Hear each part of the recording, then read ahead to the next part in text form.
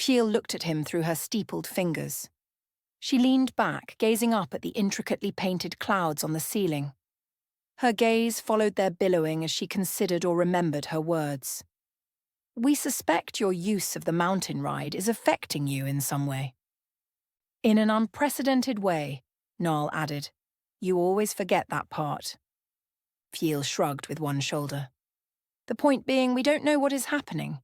Things around you are turning mushy. You're hard to predict." "Unpredictability is my middle dash dash." "Yes, ha-ha. Always the same inane joke, though," Niall said. "Focus on listening." Nell lowered his finger back down. Niall had always been a stick in the mud, but maybe this really wasn't the time. He closed his mouth and nodded. Fiel rubbed her brow, sighing. "You place us in a difficult position, Citizen Nell. Our duty is to the city and its citizens, and that includes you. Yet we can't do that duty if you keep surprising us," she said, lowering her gaze to Nell and leaning closer to him over the table separating them. "I'll try to avoid it?" Nell asked. "Thank you. Now, to business. The reports about the new type of goblin beasts worry us.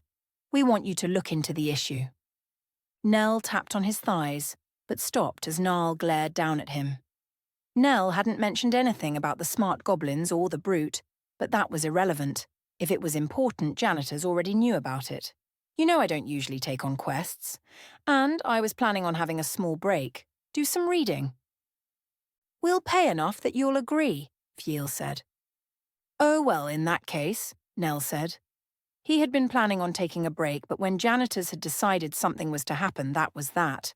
They knew what it would make him to agree. Nell had been thinking idly about converting the attic into a new, opulent bedroom. It wasn't anything realistic, far beyond what he could normally afford, but he knew he wouldn't settle for anything less. Niall's scowl deepened. "Even if the sum is outrageous," he said, throwing a dirty look at Fiel.